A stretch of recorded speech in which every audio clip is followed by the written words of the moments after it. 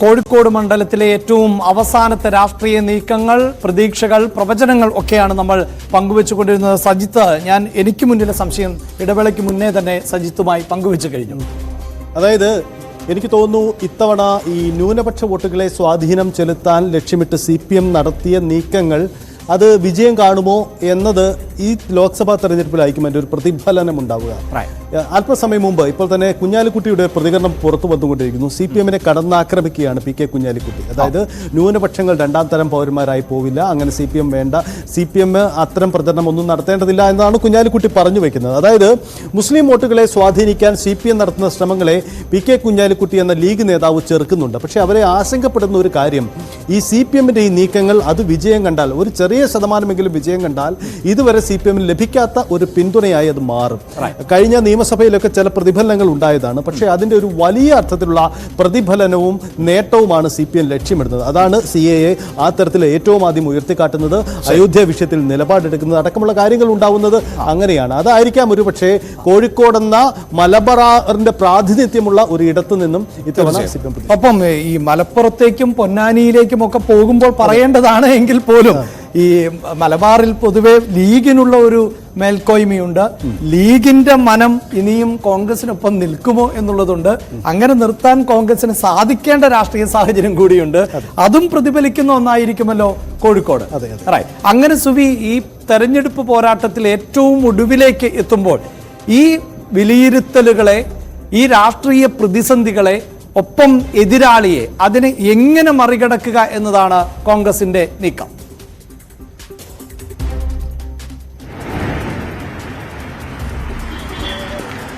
കോൺഗ്രസ് ഇവിടെ ഉയർത്തിപ്പിടിക്കുന്ന പ്രധാനപ്പെട്ട കാര്യം MK രാഘവൻ എന്ന ജനകീയ മുഖമാണ്. അതോടൊപ്പം വികസന കാര്യങ്ങളുമാണ് പ്രധാനമായിട്ടും കോൺഗ്രസ് മുന്നോട്ട് വെക്കുന്നത്. ഇളമരം കരീം വന്നാൽ പോലും MK രാഘവന്റെ ഒരു മുഖം അത് മാറ്റാൻ പറ്റില്ല എന്നൊരു കാര്യമാണ് പ്രധാനമായും പറയുന്നത്. ഇതിൽ എടുത്തു പറയുമ്പോൾ ഈ മുസ്ലിം സംഘടനകളുടെ സ്വാധീനം, നമ്മൾ പറഞ്ഞു ന്യൂനപക്ഷ വോട്ടുകൾ സ്വാധീനിക്കുന്നുണ്ട്, മുസ്ലിം സംഘടനകളുടെ സ്വാധീനം. ഈ സമസ്തയിലേക്ക് വരുമ്പോൾ EK അല്ലെങ്കിൽ മുജാഹിദ് വിഭാഗമൊക്കെ UDF-നെ പിന്തുണയ്ക്കുന്നവരാണ്. പക്ഷേ ഈ സമസ്തയുമായി ഏറെ നാളുകളായി ലീഗിന് ചില ഇടച്ചിലുകൾ ഉണ്ടാക്കുന്നുണ്ട്. പ്രത്യേകിച്ചും ഈ ഇസ്ലാമിക് കോർഡിനേഷൻ കമ്മിറ്റിയുടെ കാര്യവുമായി ബന്ധപ്പെട്ട് ആ രീതിയിലൊക്കെ വരുന്ന സംസ്ഥയുമായി ചില ഇടച്ചിലുകൾ ഉണ്ടാവുന്നുണ്ട്. പ്രത്യേകിച്ചും ഈ ജിഫ്രി മുത്തുക്കോയ തങ്ങൾ വരുന്നു.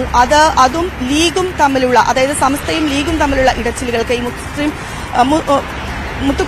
ജിഫ്രി മുത്തുക്കോയ തങ്ങൾ വരുന്നതുമായി ബന്ധപ്പെട്ട ചില പ്രശ്നങ്ങൾ ഉണ്ടാക്കിയിട്ടുണ്ട്. പക്ഷേ എങ്കിൽ കൂടിയും ഇവർ ഒത്തുനിന്നുകൊണ്ട് ഒരു പോരാട്ടത്തിലേക്ക് എത്തും. കാരണം ഈ മുസ്ലിം സംഘടനകളെയും മുസ്ലിം സമുദായത്തെയും കൈയെടുക്കാവുന്ന ഒരു നേതാവാണ് MK രാഘവൻ എന്നൊരു വിലയിരുത്തലാണ് കോൺഗ്രസിനുള്ളത്.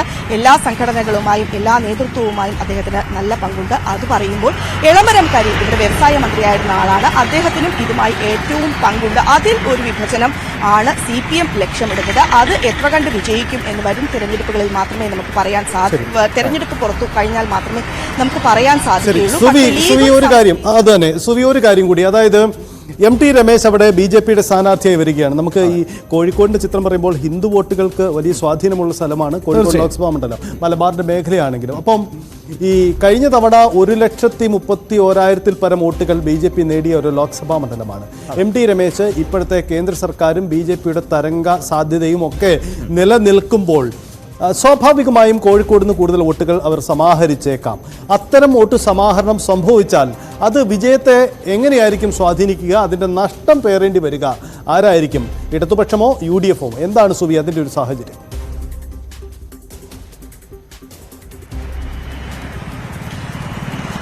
സജിത്, ഈ കോഴിക്കോട് എന്ന് പറയുന്നത് BJP A+ മണ്ഡലമായി തന്നെ പരിഗണിക്കുന്ന ഒരു മണ്ഡലമാണ്.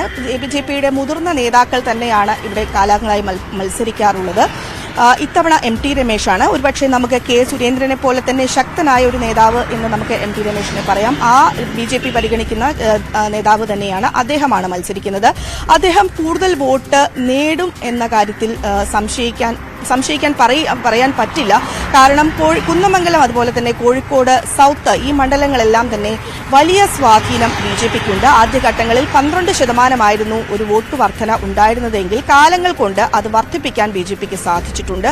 BJP എത്ര വോട്ടുകൾ പിടിക്കും എന്നത് നമുക്ക് തെരഞ്ഞെടുപ്പിന് ശേഷം മാത്രമേ പറയാൻ സാധിക്കുകയുള്ളൂ. അത് ആരിലായിരിക്കും ഈ ഈ BJP പിടിക്കുന്ന വോട്ടുകൾ ആർക്കായിരിക്കും വലിയ തോതിലുള്ള ബുദ്ധിമുട്ടുകൾ ഉണ്ടാക്കുക? അത് MK രാഘവനെ ആയിരിക്കുമോ, അതുപോലെ തന്നെ എളമരം കരീമിനെ ആയിരിക്കുമോ? ഒരു സാമുദായിക സമവാക്യം എന്നതിനപ്പുറത്തേക്കുള്ള ഒരു വ്യക്തിത്വം ഉള്ള രണ്ട് പേരാണ് ഉള്ളത്. ഒന്ന് MK രാഘവൻ എന്ന് പറയുമ്പോൾ എളമരം കരീമിന് സാമുദായികമായി അദ്ദേഹത്തിന് ശക്തിയുണ്ട്.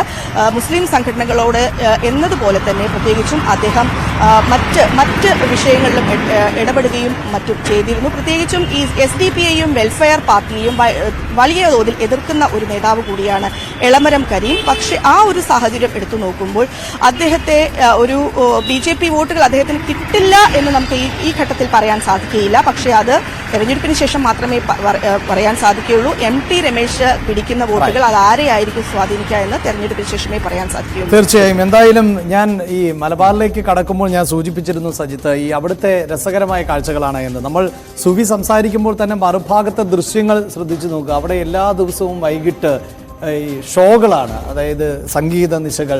അങ്ങനെ വളരെ ഈ തെരഞ്ഞെടുപ്പിൻ്റെ ഒരു ആവേശം ആസ്വദിക്കുന്ന മേഖല മലബാറാണ് എന്ന് തോന്നുന്നു. എന്തായാലും BJPയുടെ MT രമേശ് അവിടേക്ക് എത്തുമ്പോൾ പൊതുവെ ഈ CPMന്റെ ആകട്ടെ കോൺഗ്രസിൻ്റെ ആകട്ടെ ഏതാണ്ട് ഒരേ തട്ടിൽ നിർത്താവുന്ന രണ്ട് സ്ഥാനാർത്ഥികൾ എന്ന് പറയാം. രണ്ടുപേരും സംഘടനാ തലത്തിൽ മികച്ച പാഠവും ഉള്ളവരാണ്. ട്രേഡ് യൂണിയൻ രംഗത്ത് നിന്ന് അടക്കം മികച്ച എക്സ്പീരിയൻസ് ഉണ്ട് എളമരം കരീമിന്. പാർലമെന്റിലേക്ക് വന്നാലും ഈ രാജ്യസഭാംഗമാണ് അദ്ദേഹം. ചർച്ചകളിലും തൊഴിലാളി വിഷയങ്ങളിലുമൊക്കെ എളമരം കരീം പങ്കെടുക്കുന്നു. മറുഭാഗത്ത് ലോക്സഭയിൽ MK രാഘവൻ. റൈറ്റ്. നമുക്ക് എന്തായാലും ഏറ്റവും ഒടുവിൽ ആർക്കാണ് ഒരു മേൽക്കൈ എന്നത് എനിക്ക് തോന്നുന്നു സുവിയോട് തൃശ്ശൂർ ആരെടുക്കും എന്ന് ചോദിച്ചാൽ സുവിക്ക് അനായാസം മറുപടി നൽകാൻ സാധിക്കുമെന്ന് തോന്നുന്നു. അങ്ങനെയാണോ കോഴിക്കോട് എന്ന് എനിക്കറിയില്ല. പരിശോധിക്കാം. അതെ, അത്തരം വിലയിരുത്തലുകളിലേക്ക് കൂടി നമുക്ക് വരേണ്ടതുണ്ട്. അഭിലാഷ്,